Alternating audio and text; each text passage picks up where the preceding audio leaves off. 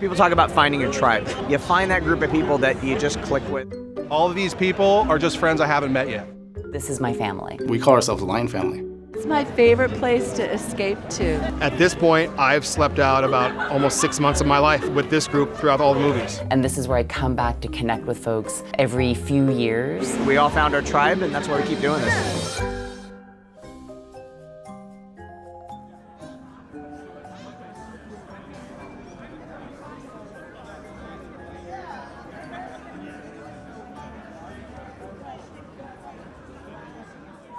How's it going, man? How's it going? Good to see you.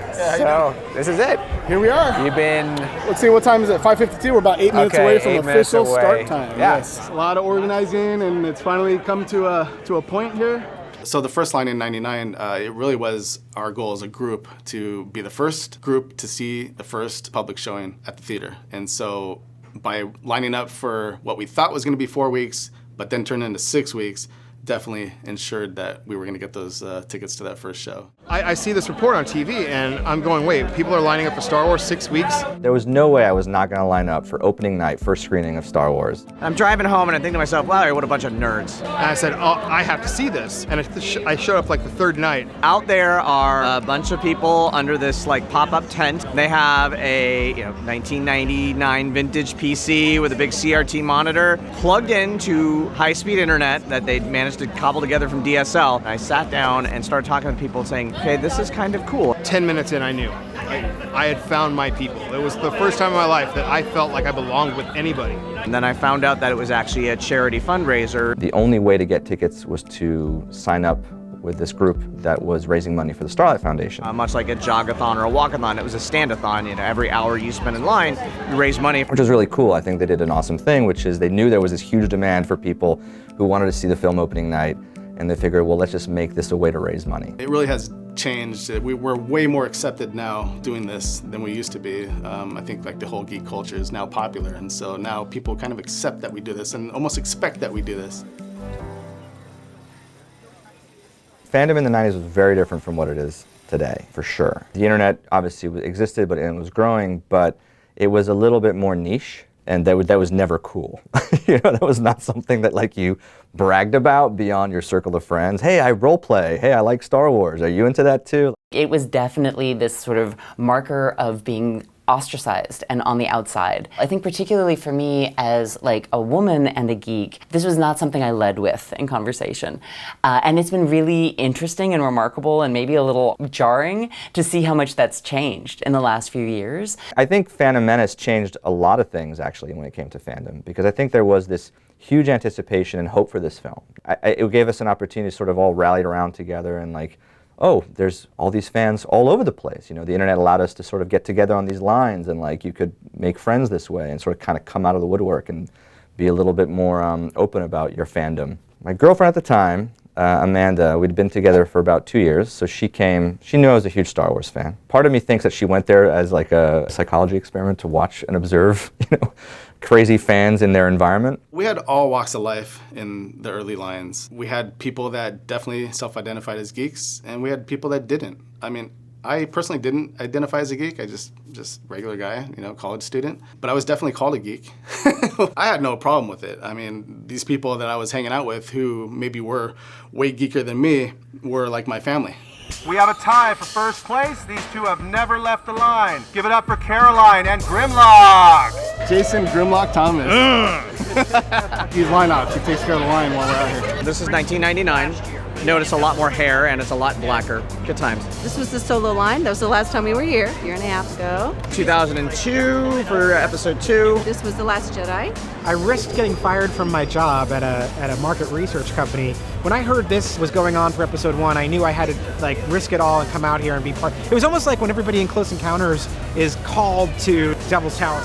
I was called here. I actually remember my boss said, I wish I was as passionate how you are with Star Wars about anything in my life. And she was actually like, go have fun. I was a little older than his age in '99 when this whole thing started. Heard about it, joined up, did it, brought him. He was 4 years old, turned 4 in the line, so he kind of grew up on it.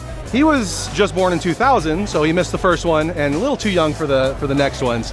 But we're all here now, still doing it. I think I'm the oldest person in the line now. I've known them for 16 years.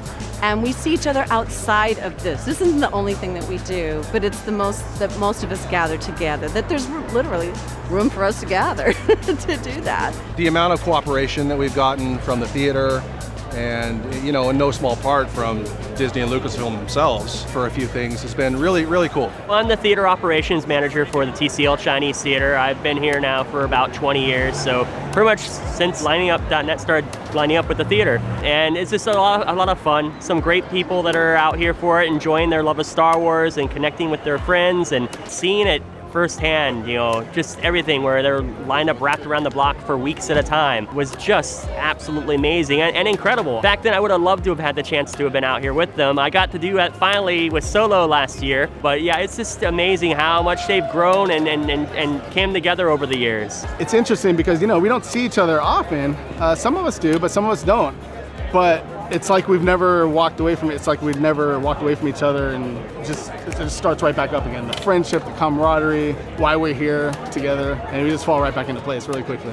I first heard about liningup.net when I was working on my series Looking for Leia, and I ended up spending 5 days on the Last Jedi line with them, filming and getting to talk with folks, and it was amazing the way, first of all, that we were just invited, like, yes, welcome, come, bring your cameras and talk to us. Like, I got to watch people set up their tents, and folks are sleeping out on Hollywood Boulevard and watching movies and giving themselves, like, Star Wars manicures. There's always something going on. There's always something being set up. They're playing games. They're knitting, they're reading, they're on their computers. A lot of Lego sets are built, like the big ones, and we never know who's going to show up in the middle of the night.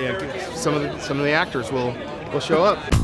We had Jay Leno come out in that first line and we did a skit with us. Morgan and I bump into Elijah Wood and Sean Astin, and I said to them, you guys are stars. Why are you not going to the premiere and not doing this? It's just, no, we're fans too, and we want to see the movie with the fans. Through doing the Lions and through friends I've made, I've become friends with Ray Park and Daniel Logan, who are Star Wars characters. And so they now come to the movie with us as guests. It's almost a surreal experience. Maybe about 18 years ago when that came out, we were just a fan of his, but now here he is as kind of a friend of the line now and hangs out with us and watches the movie with us now.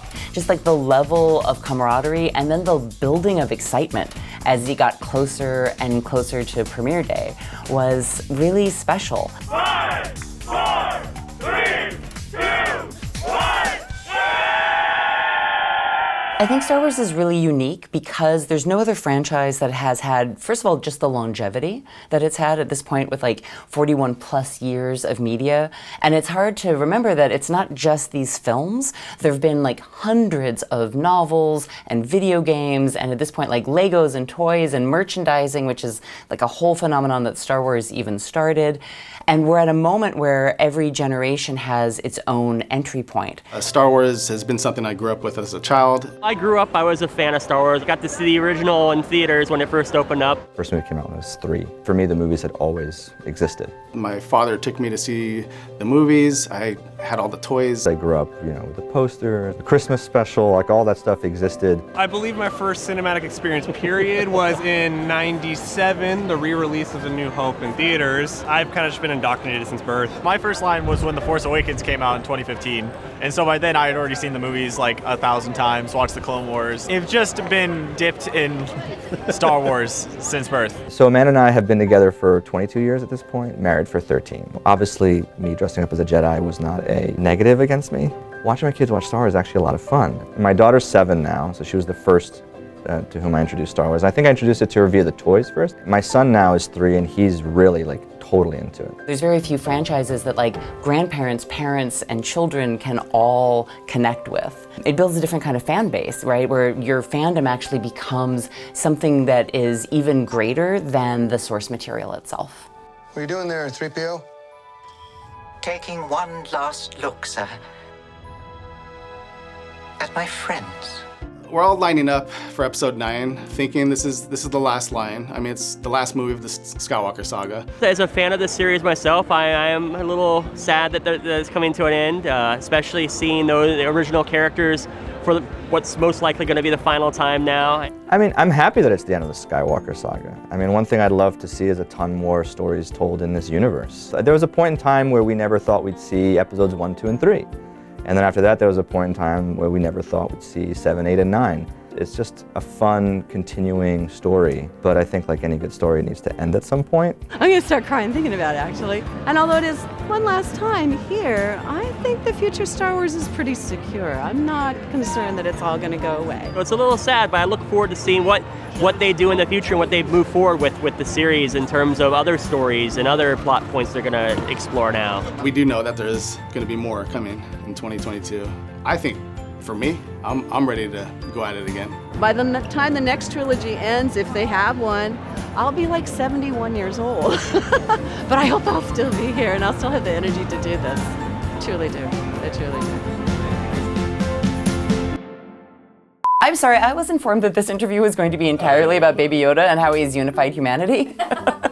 That could be your outtake. I'm like, but can we just talk about Baby Yoda? Baby Yoda will never be irrelevant. Like, have we ever, as like a people, come together so unanimously in favor of a thing? And I think the answer is no. And that's the genius of Star Wars.